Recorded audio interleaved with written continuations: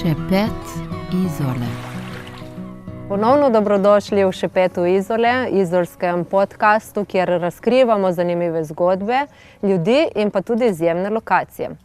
Danes se že veselim, ker se bomo potopili v eno zanimivo vinsko zgodbo in z veseljem predstavljam gosta, ki je Luka Zaro, ki prihaja iz ene bolj znanih vinarskih družin v Izoli, družine Zaro, ki v bistvu prideluje vina pod blagovno znamko Vina Zaro. Dobrodošel, Luka. Hvala za vabilo. Me veseli, da sem tukaj s tabo in upam, da se bova imela lepo. Sem prepričana, da ja. Zdaj, ne vem, če si gledal prejšnji podcast. Sem pogledal. Smo ga posneli, pol veš, kaj te čaka na začetku. Ja. Eno hitro ogrevanje za začetek, da se malo segrejeva. Tako, ime mi je, ja, lahko kar začnem. Lahko se predstaviš, Ja, seveda. ime mi je Luka, prihajam iz vinske družine Zaro, sem eden od 4 bratov Zaro. Matejev dvojček, vi verjetno poznate bolj Mateja, jaz delujem bolj v ozadju, oziroma sem deloval bolj v ozadju ta leta. Ampak me veseli, da sva danes tukaj, tako da bova kaj povedala. Bom kaj jaz povedal o sebi in kaj o podjetju oziroma o družinski zgodbi. Definitivno. Mislim, da bova kar nekaj zanimivih tem obdelala. Tako je. Ampak dajva za začetek te malo spoznati na en tak hiter način. Ne vem, če poznaš to igro To ali ono oziroma This or That. Ok, ne poznam. Ampak dobro, bom jo boš spoznal, hitro ja, osvojil. Bom hitro osvojil, ti kar. Ok, Malvazija ali Refošk? Malvazija. Netflix, maraton ali branje knjige? Branje. Tehnoparty ali opera? Opera. Istrska konoba ali visoka kulinarika? Težko vprašanje, oboje bi rekel zdaj. Nam je bližje istrska konoba, ampak mislim, da ima visoka kulinarika tudi svoj pomen in svojo vrednost. Ja, definitivno oboje. Ja. Ok, road trip po Istri ali najem luksuzne vile v Toskani? Istra, road trip po Istri, ja, definitivno. Ok, super, evo, to je bilo ene par kratkih Dobro, za začetek. lepo. Za segrevanje, da malo vidimo, na katero stran se nagibaš. Zdaj pa predlagam, da mogoče začneva kar na začetku. Omenil si, da si Matejev brat dvojček. Povej nam malo, kakšno je bilo tvoje otroštvo, kako je bilo živeti v vinarski družini, kako je bilo imeti brata dvojčka? Z Matejem moram reči, da se dobro razumeva, mislim, imeti brata dvojčka ima, mislim, več prednosti kot slabosti. Midva sva bila tudi sošolca v osnovni, na gimnaziji. Tako da sva v bistvu celo otroštvo preživela skupaj. In mislim, da sva se tudi, da se dobro razumeva in da sva se dobro razumela ravno zaradi tega, ker sva si različna, ne. Tako da, veš, večkrat me sprašujejo, ali ti čutiš povezana s svojim bratom oziroma čutiš, ko je njemu slabo, čutiš, ko je njemu dobro.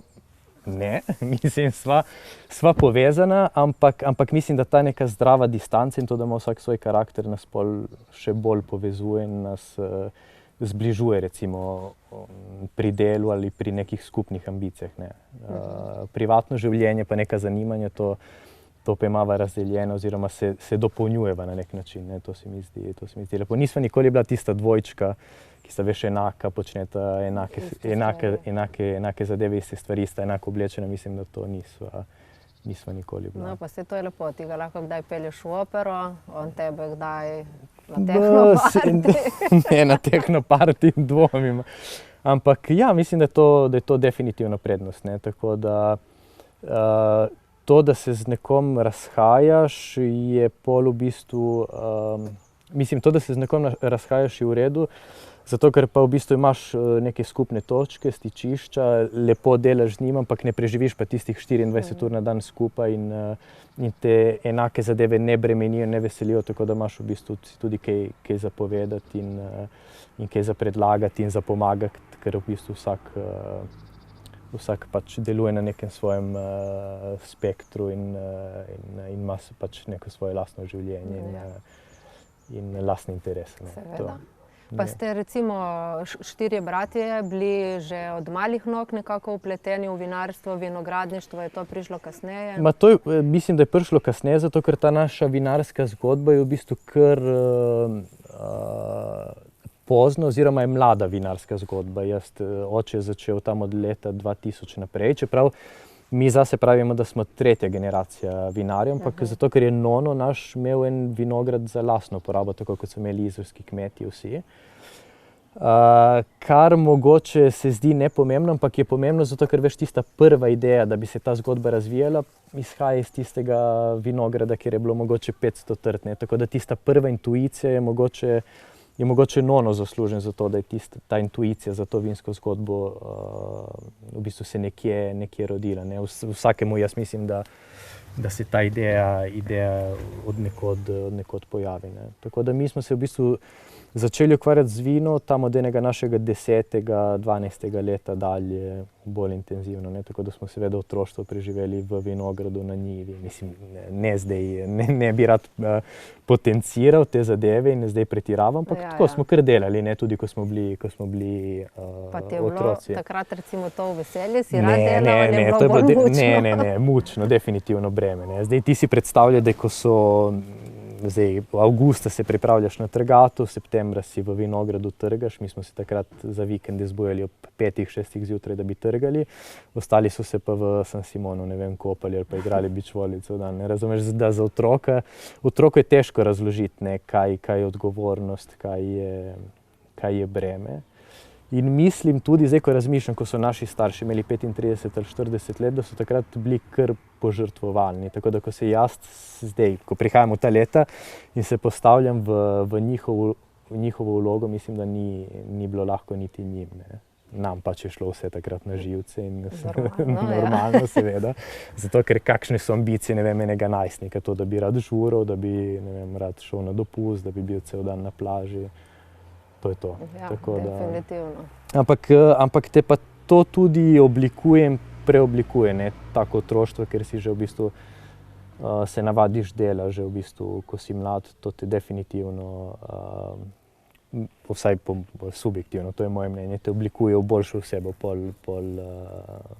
v nadaljnjem življenju. Sigurno, ampak se mi zdi, da se tega šele kasneje potem zavedaš. Seveda. Zdaj, veš kaj, mogoče vse tiste težave, ki jih ti prebrodiš, ko imaš 15, 20, 25 let, mislim, da so ti pol v pomoč zdaj, ko jih imamo mi 35, ne. Tako da marsikaj smo že doživeli, marsikaj smo tudi pretrpeli, ampak to je sam plus v bistvu za to, kar delamo zdaj, ne. Tako da mislim, da se kdaj treba tudi potruditi in da treba mogoče iti čez tisti limit, da se pol nečesa naučiš. Ja, točno to. In kakšno je bilo, če ne bi rekel, tvoja mladost, mogoče, ko si imel 15, 16 let v Izoli, kako si preživljal čas, kako si takrat doživljal Izolo, razen vinograda? Pa ne, lepo. Mi smo sicer z Matejem sva obiskovala gimnazijo v Kopru, ampak mislim, da mi smo takrat Manzoli odpirali, ne vem, če se ti spomniš, to je bilo leto 2006 oziroma 2007, tako da sva od 16. leta dalje že v Manzoliju pomagali, ampak je bilo lepo otroštvo, mislim, tako zdravo, lepo, pozitivno, lepa družba prijateljev, mislim, nobenega ekscesa, tako iz nobenega vidika, mogoče kakšni motorji ali kakšna kolesa, ampak to je to, kar tako zdravo, moram reči, otroštvo in tudi najstniška leta tudi lepa. Kje ste se kaj zabavali takrat? Ja, razen v Manzoliju, ampak veš kaj, zdaj ko razmišljam, mi smo bili takrat tudi kar, vsaj jaz sem bil kar nezrel za svoje leta, ne, tako da takrat pri 16 ali pri 18 nisem imel zdaj nekih prekomernih ambicij ali da bi se počutil odraslega. Tako da, ne vem, plaža, kakšen trening, mi dva sva oba igrala rokomet, tudi jaz sem do 16. Nič tako zelo v bistvu easy otroštvo in najstniško. Ja. Mislim, easy, taka preprosta najstniška leta. Ja, poleg tega dela v Manzoliju, pač res nič kaj posebnega. Ok, praviš, da nisi imel takrat nekih ambicij, ampak malo zatem si pa v bistvu šel v tujino, a ne? Ja, tako je. Tam enkrat okrog 24. leta sem pa pol v bistvu začel delati za eno podjetje iz Veneta, ki se ukvarja še vedno, mislim, to podjetje obstaja, deluje, ki se ukvarja z nakitom oziroma s komponenti za nakit. To je bilo v bistvu tako čisto naključje. Jaz sem šefa tega podjetja spoznal v Izoli, ker je rabil pač ena svetovanja za razne zadeve v Sloveniji. In mi je v bistvu pol ponudil službo. Jaz sem pa bil takrat malo, ne bi rekel, da sem bil zasičen, ampak veš, pri tistih letih mislim, da se znajdeš mogoče v nekem položaju, ker bi rad kaj poskusil, pa bi mogoče ta Izola in oziroma okolje, v katerem si odrastel, postane tudi premajhno mogoče. Pa je prav mogoče, da je majhno na začetku, oziroma vsak ima svoje ideje, ampak jaz sem se takrat počutil, da bi poskusil nekaj novega. Torej si začutil prav to željo, da bi šel malo ven v Ja. To je bila prav v bistvu namenska zadeva in lepa izkušnja. Mislim, zdaj, če sva tukaj, pomeni, da sem se verjetno vrnil, ampak definitivno. Mogoče si samo na obisku? Ne, mogoče sem na obisku pri tebi. Ne, lepa izkušnja, zelo pozitivna. Kako je pa tvoja družina takrat sprejela to, da si se odločil, da greš v tujino? A je bila mogoče njihova želja, da bi prevzel pač družinski posel? Kako so gledali takrat na to? Mislim, težko ti to razložim, zato ker tudi jaz, veš, vseh teh zadev takrat, ne da nisem spremljal, ampak nisem imel tega vpogleda v točno to, kar čutijo, kaj si mislijo, ampak mislim, da je sigurno obstajalo neko neodobravanje. Mislim, srečo sem imel to, da je v bistvu takrat Bruno še vodil podjetje in da je Matej v bistvu že pristopil k vinarstvu, tako da v bistvu mi nismo puščali podjetja oziroma tega družinskega podjetja nepokritega oziroma niti Manziolja, tako da sem si jaz tudi v bistvu lahko privoščil, da to naredim, kar je sreča, oziroma je tudi bil nek privilegij, da si lahko privoščiš, da greš v bistvu delati pač nekam v tujino. Ja, ker se zdaj razmišljam, če bi jaz verjetno bil sam ali če ne bi bili 4 brati ali pa 2, mogoče to ne bi bilo mogoče. Čeprav sem jaz vedno, ko sem se vračal nazaj, sem pa vedno bil, oziroma jaz sem od najstniških let od takrat vedno vpleten v bistvu v to družinsko zgodbo in sem vedno ali ob vikendih pomagal, ali ko sem bil na dopustu, ali ko sem se vračal domov, sem vedno pomagal. Tako da nisem se nikoli definitivno oziroma 100% distanciral. Je vedno obstajala neka vez z Izolo oziroma z domačim okoljem, z družino, z vsem. Pa tudi ta Veneto ni tako daleč, tako da se te zadeve, razen ko smo mi potovali službeno, sem pač bil vedno na razpolago. Veliko ste potovali, službeno. Tako je. Videl si kar en lep del sveta. Kaj bi rekel, v kateri državi ali v katerem kraju si bil najbolj presenečen nad neko, dajmo reči, drugačno kulturo pitja vina? Pitja vina, joj, ne, Azijci nimajo. Azijci šele, jaz sem potoval po Aziji, torej največ Kitajska, nekaj smo delali na Filipinih, v Singapurju smo bili večkrat, v Hongkongu in to so v bistvu bile te destinacije, na katerih smo delali. Ampak centralna Kitajska in južna Kitajska, to pa v bistvu neke poglavitne regije, s katerimi smo mi delali.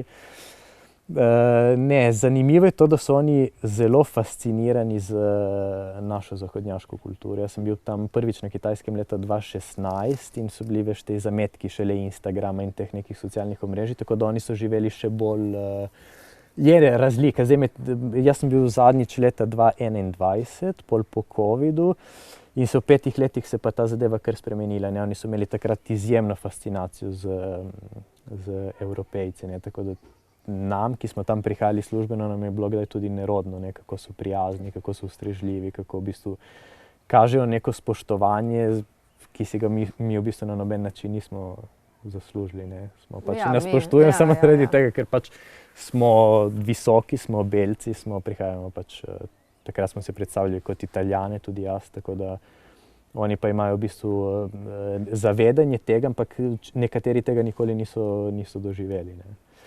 Pitje vina, to so pa zdaj tam pač čisti zametki, tako da oni sicer proizvajajo vina zdaj na Kitajskem, ampak pijejo pa večinoma italijanska vina, francoska, avstralska, argentinska.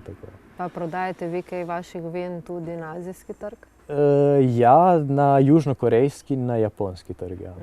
Ja, predvsem na japonskem imamo eno agentko oziroma distributerja, s katerim delamo zdaj že vrsto let. gospa, Misaki, zelo, zelo prijazna, lepo podjetje, lepa zgodba. Z njo delamo že dolgo let. Ja. Ampak to sta pa dve različni zadevi, zato ker recimo Kitajci so Kitajsko in povprečnega Kitajca fascinira znamka, torej fascinira v bistvu ta nek ugled, ki v bistvu brand, točno to. Ja. Marketing, ki stoji za tem, torej francoski brand, italijanski, to ne govorim samo o modi, o avtomobilih, k temu spada tudi vino. Ne. Tako da mogoče kakšen Piemonte, Burgundija in take zadeve. Japonska je pa drugačna, ne? Japonska pa ima več posluha in več v bistvu zna prepoznati nek produkt, ki je specifičen, ki je ekološki. Oni v bistvu so kar se tiče prehrane, so pa zelo, zelo, zelo zavedno prebivalstvo. Tako da na Japonskem recimo delamo z našo Petnat, z Bianco, s penino. Tako da čisto mislim, da take penine na kitajski trg ne bi mogli plasirati oziroma zelo, zelo težko. Ne. Pravijo, da so Japonci malo podobni Slovencem, da imamo neke določene podobne lastnosti, kulturno. Tako. Mislim, oni so zelo prijazni, izjemno nekonfliktni, ampak iz tega, kako oni živijo in kako se v bistvu jaz mislim, da je življenje na Japonskem nismo še bili, da je zelo kaotično, ampak jaz sem prepoznal podobnosti, kar se tiče v bistvu prehrane in pijače. Tako da zelo zavedni, kaj jejo, kako kuhajo, ogromno zelenjave, ogromno v bistvu lastnega pridelka, ogromno ekologije, ogromno biodinamike. Tako da to mislim, da nas definitivno povezuje. Ja. Kitajska pa iz kulinaričnega vidika pa čisto je nora država. Ja. Tako je kar kulturni šok. Ja. Si veliko časa preživel v bistvu v teh državah? Ja, mi smo na Kitajskem preživljali 1 mesec na leto približno. Tako da mogoče celo več, 5 tednov na leto, kar je pol kar nekaj naneslo. Ne. To so bila dolga potovanja. Da ti razložim, mislim, zakaj. Lahko mislim. Seveda, ja, valjda. Zato, ker to podjetje v bistvu se ukvarjalo z komponenti za nakit. Torej, kar v bistvu obrtnik ali katerokoli podjetje potrebuje, da v bistvu pol predstavi nek končni izdelek. In v bistvu mi smo delali direktno z kitajskimi, ker se pač te izdelki proizvajajo na Kitajskem, smo mi v bistvu kot podjetje vizitirali pač vsako tovarno posebej in pol tam v bistvu naročali in izdelovali. Tako da jaz sem bil na neki točki kako bi rekel temu, buyer. Zdaj ne vem, če obstaja slovenska sopomenka za to, ampak zato smo bili dolgo časa na Kitajskem, ker smo v bistvu tam pregledovali izdelke, pregledovali prototipe izdelkov, v bistvu pripravljali pogodbe in take zadeve. In kaj so ti ta potovanja dala? Kaj bi rekel, da si odnesel od njih? Zdaj, mislim, iz osebnega ti dajo neko širino, zato ker v bistvu ti si pač tam, to je kulturni šok, ko priješ prvič v Azijo, sploh pa ko priješ službeno, ne, zato ker to ni Peking, ni kitajski zid, ampak ti si zdaj priješ v Šanghaj in pol greš na vlak in v bistvu se znajdeš na nekem kitajskem podeželju, kjer pač ni nič. Razen tiste tovarne, s katero ti delaš, potrebuješ asistenta oziroma prevajalca, zato ker brez kitajščine tam pač ne narediš enega metra. In ja, v bistvu ko zdaj razmišljamo o teh potovanjih, to ti sigurno postavi pač ogledalo za lastno v bistvu podjetje, za pač lastno delo. Ne. Jaz mislim, da iz vsakega potovanja, zato mi tudi zdaj poslovno dosti potujemo, zato ker mislim, da je potrebno, ne, da se ti v bistvu ne na slab način, ampak na dobre, da se primerjaš z drugimi, ne, in svojo konkurenco, čeprav vsaka zgodba je v bistvu spoštovanja vredna, ampak pol, veš, mogoče mislimo, da so neke zadeve dobre ali da so nekatere prakse dobre prakse, pa v bistvu niso, ne, tukaj vedno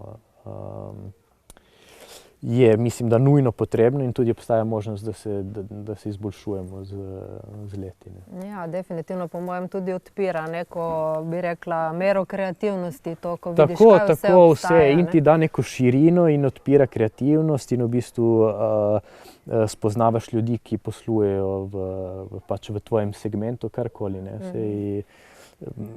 To podjetje naše se je rodilo pred 20 leti, ampak to so bili zametki. Ne? Zdaj pač mi na tistemu, kar nam je bilo dano, oziroma kar smo prevzeli, oziroma kar je Matej prvi prevzel. To je v bistvu samo neko jedro, na katerem mi delamo. Ne? Kar je v bistvu super pozitivno, zato ker tebe tudi ta zadeva motivira, da delaš boljše, da delaš dobro. Mislim, nek pojem, ki je meni pri srcu, je to, da nisem nostalgičen, oziroma ne gledam z nostalgijo na obdobje, ko sem imel 20 let, ko sem imel 25 ali pa pred 5 leti, zato ker se mi zdi, da ti v bistvu pač z leti pridobivaš neke izkušnje in mislim, da se izboljšuješ na osebnem področju in na poslovnem in da v bistvu, če delaš z veseljem, da v bistvu delaš vedno raje in vedno boljše in vedno bolj kvalitetno. Kar je lepo, po mojem, ker tako v bistvu zreš v prihodnost z neko pozitivo in z motivacijo. Definitivno. Čeprav je kakšenkrat naporno in se ti kakšenkrat ne da, ampak tisti cilj je pa dolgoročni in to mene definitivno to motivira, mislim, da tudi Mateja in vse tiste, ki so pač vpleteni v to zgodbo. Ja. In kako misliš, da je Matej gledal na to, da si recimo ti šel v tujino, on pa je ostal tu, si on želel ostati tu ali mogoče? Mislim, da si on bolj želel, oziroma on ni imel te zdaj potrebe, da bi potoval ali da mislim, da bi bilo njemu definitivno napor to, da preživi 1 mesec in pol na Kitajskem. Ja, to ne vem niti, če bi zdržal. Ampak ja, mislim, da so obstajala trenja, definitivno, ampak je v redu, zato ker smo ta trenja pol na nek način razrešili. Ne. Tako da, mislim, to smo se mi dva enkrat že pogovarjala, tudi s tabo, da smo marsikaj preživeli tam do 30. leta in to te v bistvu ojača in ti da možnost, da pol mirno in v bistvu bolj fokusirano in bolj osredotočeno delaš naprej. Ne. Ja. Ker je super, veš, ta družinska podjetja, to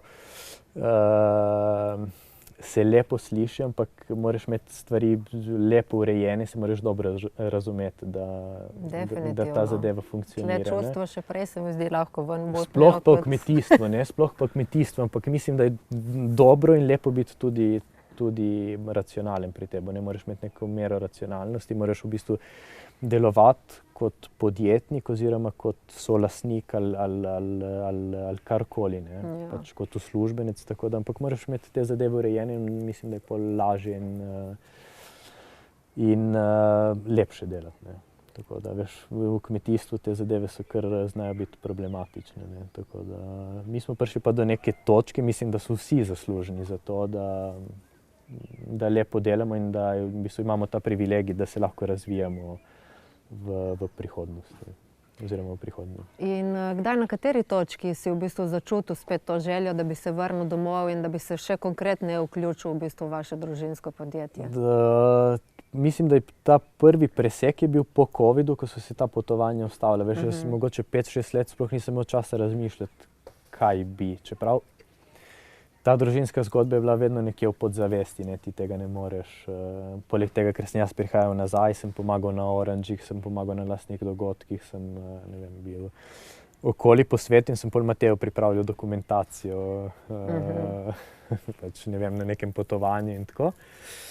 Ampak ja, pol ta potovanja so postala naporna, ampak pač to ni poglavitna zadeva, zato ker pač mislim, da je to kvečemu pozitivno, da ti službeno potuješ, ampak sem prišel v določena leta in sem mislil, da je zdaj čas, da zagrabim to zadevo, da poskusim. Matej me že nekaj let me je vabil, da bi prišel domov, pa sem pol kratko delal še v Manziolju, pa tisto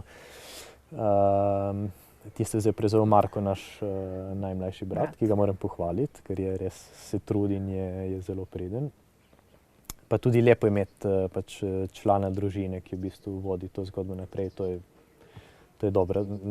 Pozitivno, lepo in tudi meni osebno je v čast, ne, da nekdo od družine je to prevzel. Seveda. Ampak tako, mislim, jaz sem razmišljal in z leti verjetno jaz sem to zavedanje do vina in do pač družinskega podjetja razvil kasneje kot Matej, kar pač ni napačno, ni pač vsak. Seveda.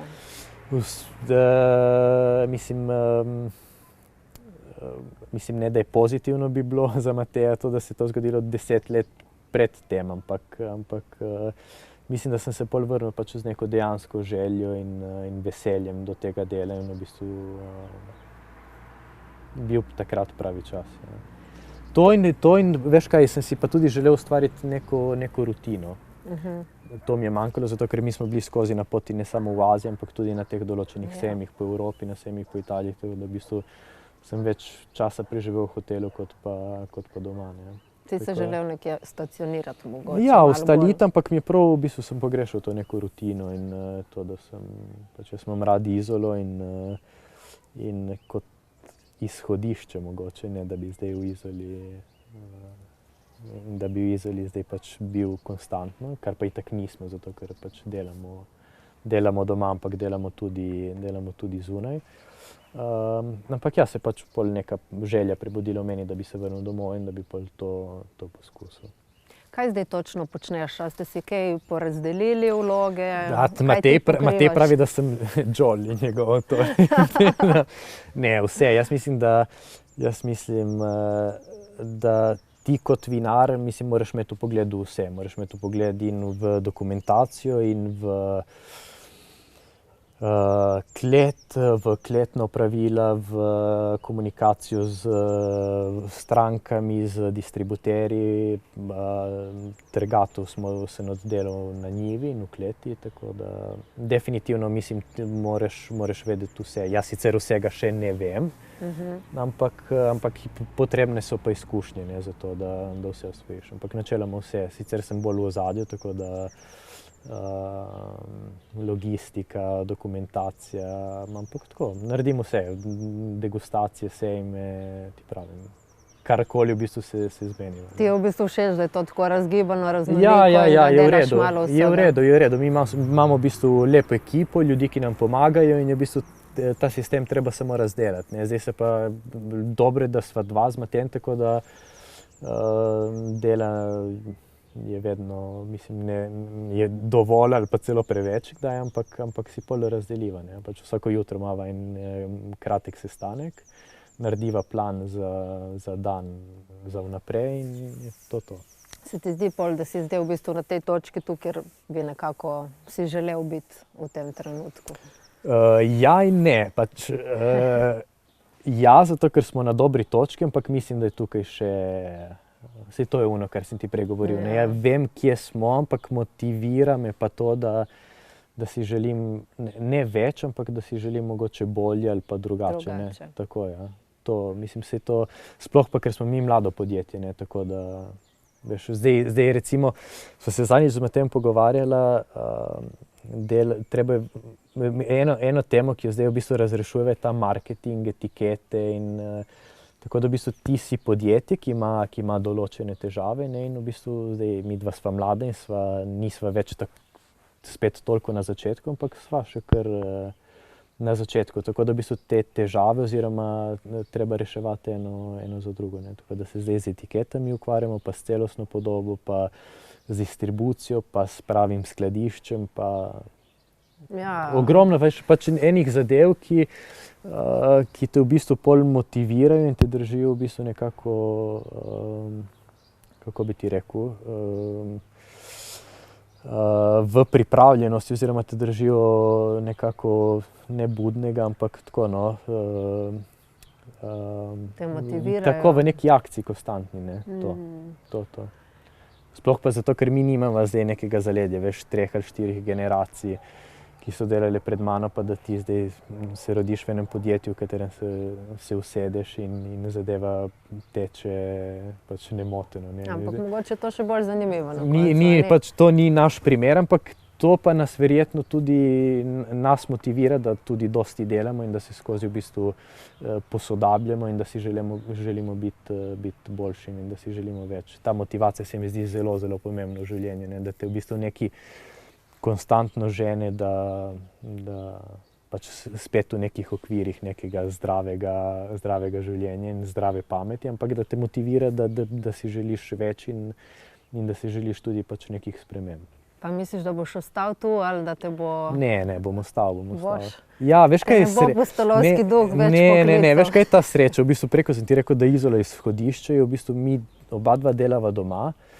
Ampak zdaj, če ti prav konkretno povem, prejšnji teden so bila recimo v Amsterdamu 3 dni službeno, ker sodelujemo z ASKO, je naš sponzor za Orange Wine Festival in v bistvu z njimi sodelujemo na določenih večerjih oziroma na določenih nekih eventih okoli po Evropi, tako da smo bila zdaj 3 dni v Amsterdamu, smo prišli domov, uredila sva polnitev, delava verjetno soboto bova delala cel dan, v nedeljo sva v Pravi in pol naslednji teden delava in sva 2 dni v Veroni, ker imava eno študijsko zadevo oziroma eno ekskurzijo strokovno. Torej še vedno potuješ? Tako da ja, veš kaj, jaz sem se bal tega, da je Izola premajhna, ampak Izola je ravno prav in ravno zaradi tega, ker mi pač živimo v nekem okolju, ki za mene osebno ni samo Izola, ne. Je pač tudi Ljubljana, Trst, je Istra, je Friuli, Vene, to je pač... Vse je blizu. Vse je blizu in vse v bistvu mi doživljamo kot neko naše okolje, ne.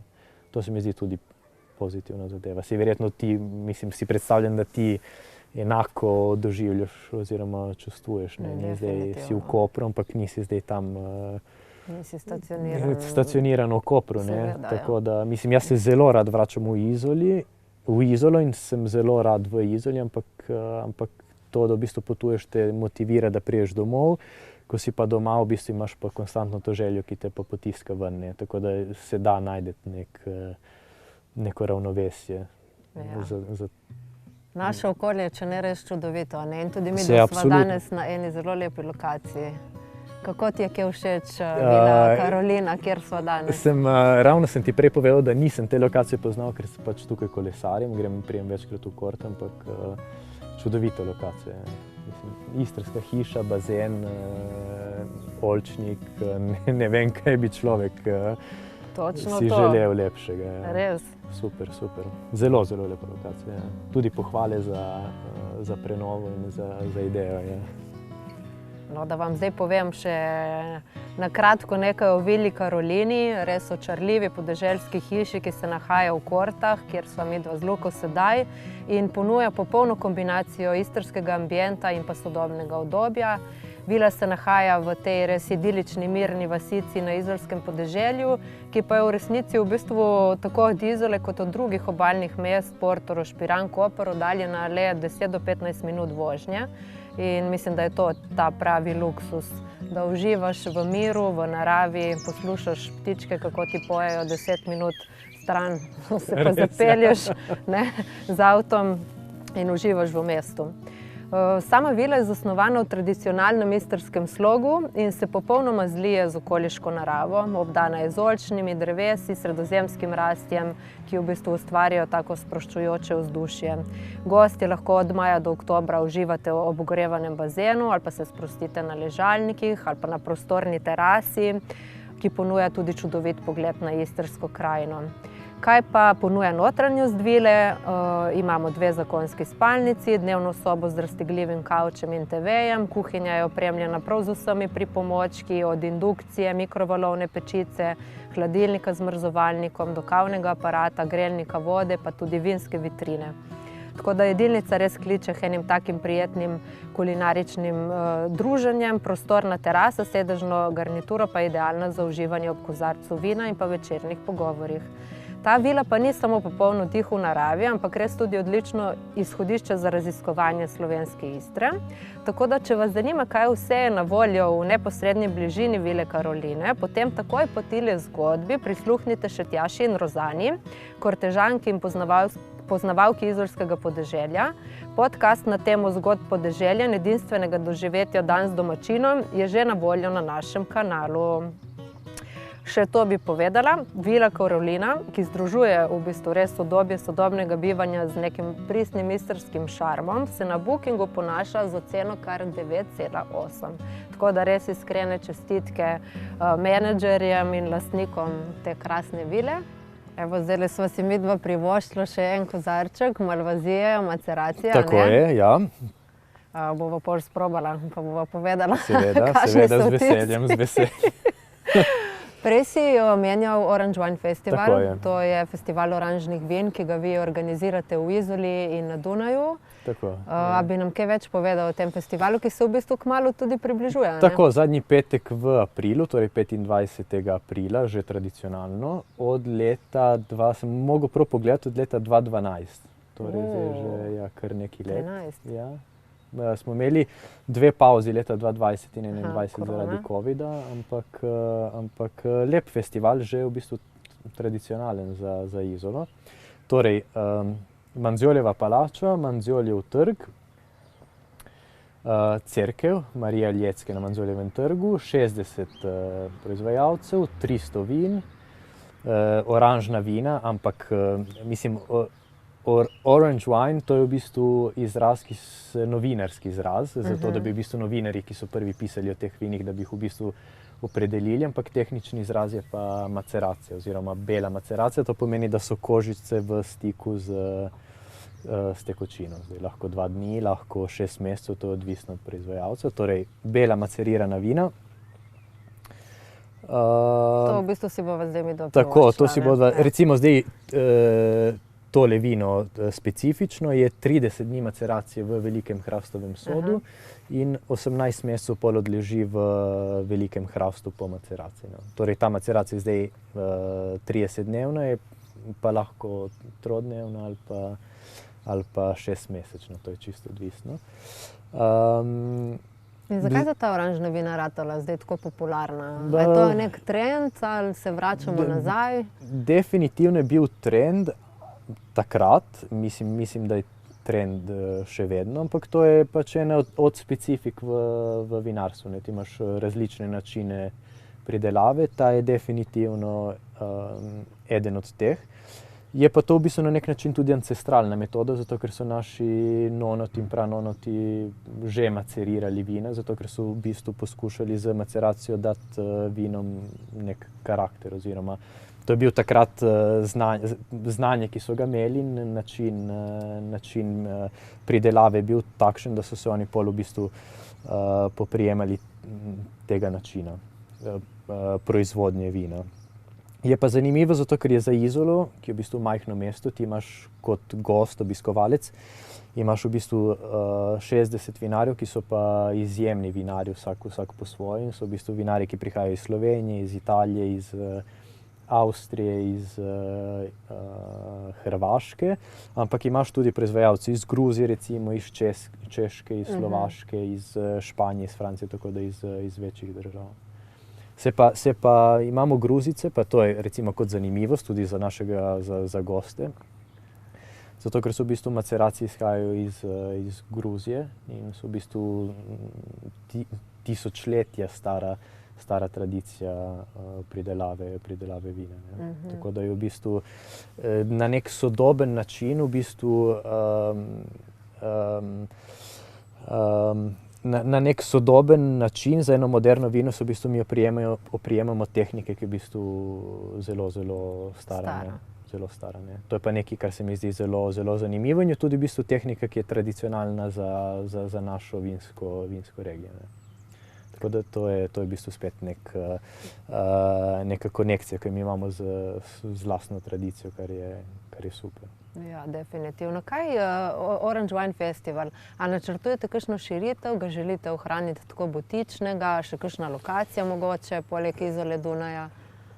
Ja, torej mi smo začeli v Izoli, smo festival preselili na Dunaj, torej je Orange Wine Festival in Nature in the Glass letos, zato ker ti si prej omenila, da je mogoče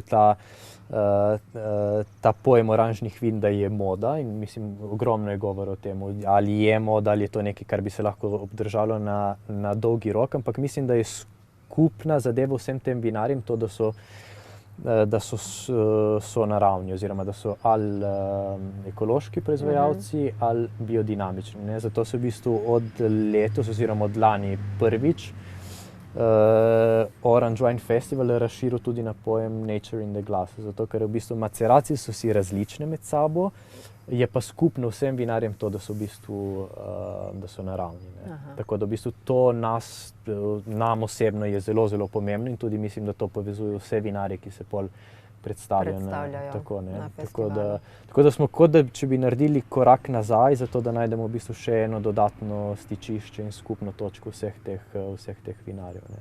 Ok, torej petek, 25. april. Tako je. Kdaj začnemo? Začnemo ob 2, festival traja do 9. Po festivalu ste vabljeni v Manzoli Wine Bar na after party. Na after, oziroma na en del aftera. Mislim, da bomo imeli celo uraden after, zato zdaj uradnih informacij še nimam, ampak bojo, tako da vas vabim, da nas spremljate na družabnih omrežjih, tam boste bili obveščeni. Kaj pa vstopnice, kje lahko kupijo? Na Eventimu. Okay. In pol tudi na dan dogodka? Ja, na dan dogodka, na lokaciji. Ja. Na blagajni boste verjetno našli mene ali kakšnega našega sodelavca, tako da super, vljudno vabljeni. Ja, zelo lep festival, lepo vzdušje, ti pravim ti, ne, super vinari, dobra vina, tako da to za Izolo definitivno lepa vitrina. Ja. Definitivno vrhunski festival. No. Jaz sama sem bila na zagotovo 8 edicijah in lahko potrdim, da je res vreden obiska, definitivno. Lepa zadeva. Ja. Povejmo še kaj na temo vaših vin. No. Koliko hektarjev površin danes obdelujete, koliko stekleničk pridelate, kam izvažate? Povej nam še kaj o tem. Tako, mi zdaj obdelujemo 24 hektarjev vinogradov, imamo pa še dodatne hektarje, imamo oljčnike in tako da to je v bistvu proizvodnja, ki sledi vinarstvu. Ampak poglavitna dejavnost je definitivno vinarstvo, 24 hektarjev v ekološki pridelavi. Mi smo zelo navezani na ta naš izolski amfiteater, tako da zdaj poskušamo v bistvu v zadnjih letih tudi, ne bi rekel forsirati, ampak v bistvu ogromno v bistvu zaveščati o tem našem, mimo pravimo, kru iz francoščine, ampak to je v bistvu naša geografska cona, ki je pa pivol. To je pa v bistvu grič, torej vinogradi, nižji vinogradi, sveža vina, pa se pa v bistvu spenjamo proti vrhu tega griča in tam v bistvu imamo vinograde vse na terasah, ki so pa primerni za rezerve, za maceracije, za bogata rdeča vina, tako da geografsko okolje je res zelo lepo in že v bistvu tradicionalno dobro za vinsko trto in za vinogradništvo. Imamo svežo malvazijo, 3 macerirana vina, torej malvazijo maceracijo Folo Bianco, malvazijo maceracijo pijeva zdaj pijeva. Ne vem, če si že poskusila, bo polno zdravila, mi boš ti dala znak. Mislim, sem jo že poskusila. Maceracijo Folo Bianco in Lily's Vineyard, to je pa en poseben maceriran šardone. In pol v bistvu refošk in ostala rdeča vina, refoški selekcije, Folo Rosso, Grand Morer in Bacchus Reserva Cabernet Sauvignon. Tako da zdaj sem ti predstavil prav v bistvu portfolio, vse. Je pa to pa moram pohvaliti Mateja, zato ker se v bistvu vsa ta leta se trudil, da bi v bistvu ta naša avtohtona vina, da bi potenciral in da bi v bistvu da bi jo zaveščal trg in da bi smo tudi na nek način čustveno navezani in na malvazijo in na refoško, zato ker to sta 2 naši avtohtoni sorti in se mi zdi tudi pravilno, da se potrudimo okrog teh dveh vin. Ne. Mislim, te mednarodne sorte so odlične, ampak mislim, da tisto, kar nas kot vinarje razlikuje od kateregakoli vinarja drugod po svetu, sta ravno te 2 sorti, malvazija in refošk. Kam pa izvažate, v katere države vse? Ogromno delamo v Sloveniji. Lepo delamo tudi z našim vinskim barom, ki je v bistvu na nek način podaljšek naše proizvodnje.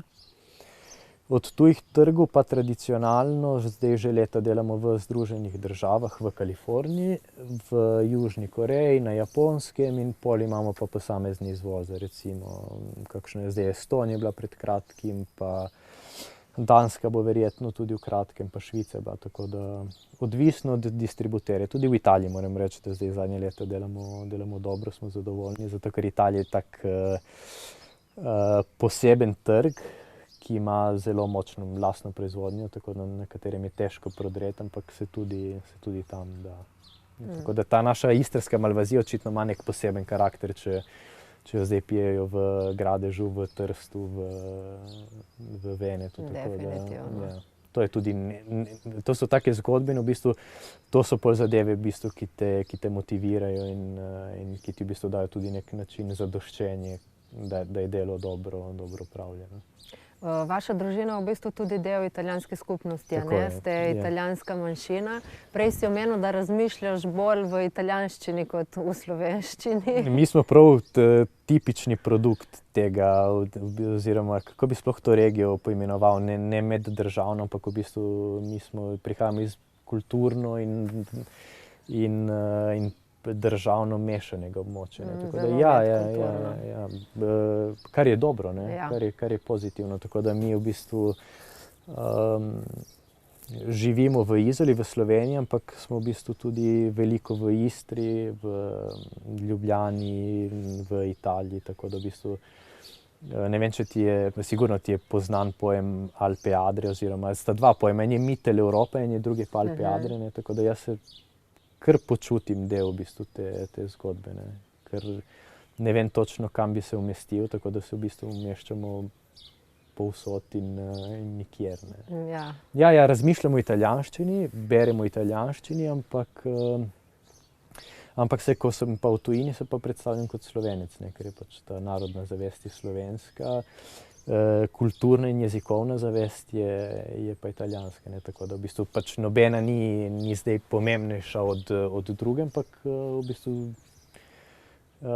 sta nekako v sožitju, obe hkrati. Poleg tega, da govorimo hrvaško, da govorimo angleško, da v bistvu da se skozi na nek način v bistvu adaptiraš. Je težko to preklapljati med jeziki? Pa ne, si navajen. Ni težko, zato ker se v bistvu tako rodiš in je v bistvu to tvoj modus operandi od otroštva. Tako da mi imamo tudi pol te znotraj družine te zadeve, kot sem ti prej razlagal, urejene. Z očetom se pogovarjam v italijanskem dialektu, sploh ne v italijanščini. Pa pol s prijatelji v italijanščini, z Matejem v slovenščini, z mamo v slovenščini, z nono ti na pol, iz ene strani na pol v hrvaščini, na pol v slovenščini, tako da pač multikulti. Kaos, ampak kaos z nekim razumom, tako da deluje ta zadeva. Povej pa zdaj še nekaj o enem posebnem jeziku, opernem jeziku. Že na začetku si izbral opero pred Tehnopartijem, ampak tudi sicer vem, da ti je opera zelo všeč. Kdaj se je zbudila v tebi v bistvu ta ljubezen do te glasbene zvrsti? Pozno v življenju, ampak ti povem to anekdoto, o kateri sva zadnjič razglabljala, to, da je v bistvu naša pokojna babica, oziroma ona je preminula leta 1975, torej zdaj že 50 let, ko je bila moja mama najstnica, ampak ona je bila v bistvu solistka ljubljanske opere. In to je v bistvu bila ena zgodba, ki mislim, jaz sem vedel, da ona kot nona oziroma kot neka entiteta obstaja, ampak se nismo nikoli s tem pretirano ukvarjali. Zdaj, v zadnjih, 5-6 let smo preiskali v bistvu te arhive, ki smo jih imeli, stare fotografije, posterje, časopisne članke in takrat, na žalost, ta ljubljanska opera je v 60-ih. In do leta, 80 se mi zdi, da nima video zapisov v arhivu, ampak pač obstajajo fotografije, obstajajo vloge, obstajajo libreti za gledališke predstave oziroma za operne predstave. Tako da to je nekaj, kar, čeprav smo se mi vedno ukvarjali s tem izolskim delom družine oziroma z vinom, z zemljo, z nekim ruralnim ruralnim življenjem, je to verjetno nekaj, kar ti ostane sigurno v podzavesti. Tako da, ampak si pa v zadnjih letih še tam recimo, ker mogoče, veš, opera ni tako neposredna, kot so mogoče druge zadeve, ki so lažje, ampak je definitivno zdaj to nekaj, kar me zelo veseli in mogoče zaradi te None, mogoče zaradi sebe, ampak to je ena taka lepa zgodba, ki pol ostane in na katero se vsaj jaz navezujem. Tako da, kaj še rad počneš v prostem času? Rad kolesarim, tako da mislim, te vile nisem poznal, ampak sem se pa tukaj mimo Kort večkrat peljal. Ja, čeprav letos nisem še bil na kolesu, ker smo delali, pa je bilo hladno, ampak ja, ti moram reči, da živim kar eno tako preprosto in mogoče to je malo dolgočasno življenje. Tako da grem rad v opero, veliko kolesarim, ampak drugače pa tako kar mirno živimo. Mislim, da tudi ne razlikujemo zdaj več veliko med tem prostim časom in med službo. Zato, ker se vse nekako prepleta. Tako, ja. Se vse nekako prepleta in pol tisti en dan, ko si fraj, se mogoče malo odpočiješ ali pa ne vem, greš na en sprehod ali na en aperitivo ali prebereš eno knjigo in je to. Mislim, da je kvečemu pozitivno to, da se v bistvu te dve zadevi prepleteta. Služba z prostim časom. Zdaj, recimo, ko smo bili prejšnji teden v Amsterdamu, mi smo šli v bistvu službeno tam z festivalom oranžnih vin, z lastnimi vini, ampak je v bistvu to tudi nek način, da pač preživiš prosti čas popoldanski ali večerni na nek drugačen način. Tako da te zadeve se definitivno prepletajo, razen ko si prav na dopustu ali pa ko nekaj počneš prav, da bi se sprostil. Da res odklopiš. Ja, da je čisti odklop, kar ga zdaj, dobro, zdaj si ga že znava z Matejem vzeti en teden poleti vsak in dobro, zdaj si tudi pomagate, lahko tako, pa mogoče to lažje, ne? Tako je, veš, en je na dopustu, druge pa doma pri hiši rešuje. Mislim, da je tako prav in da je pol tisti, ki je na dopustu ali ki bi se rad sprostil, se lahko pač tudi sprosti in en pač prevzame odgovornost v tistem segmentu, ne vem, en teden, 10 dni, koliko je to lahko. Kaj pa kulturna scena v slovenski Istri? Kako jo ocenjuješ? Misliš, da ima še potencial za razvoj? Ja, ima definitivno. Jaz mislim, da mi kot regija imamo in turistični potencial in vse zato, ko sva prej govorila o potovanjih, dobro je, da vse verjamem tudi ti, ki delaš v turizmu in delaš v tem segmentu, ti si v bistvu to, ko si v tujini in ko se v bistvu srečaš pač z nekimi dobrimi ali slabimi praksami iz tujine ali pač tudi slovenskimi, ki niso Izola, ti vsaka zadeva postavi ogledalo. Tako da mislim, da lepa zadeva Izole je, da v bistvu ima potencial za razvoj pač na vseh segmentih, in turističnem, in stanovanjskem, in poslovnem, in kulturnem, in pač vse zadeve premikajo, ampak je definitivno bi se dalo še marsikaj narediti. Ok. Lič, hvala za tale pogovor, hvala, da si bil z nami. Me je zelo veselilo. Bova nadaljevala še na eni drugi lokaciji.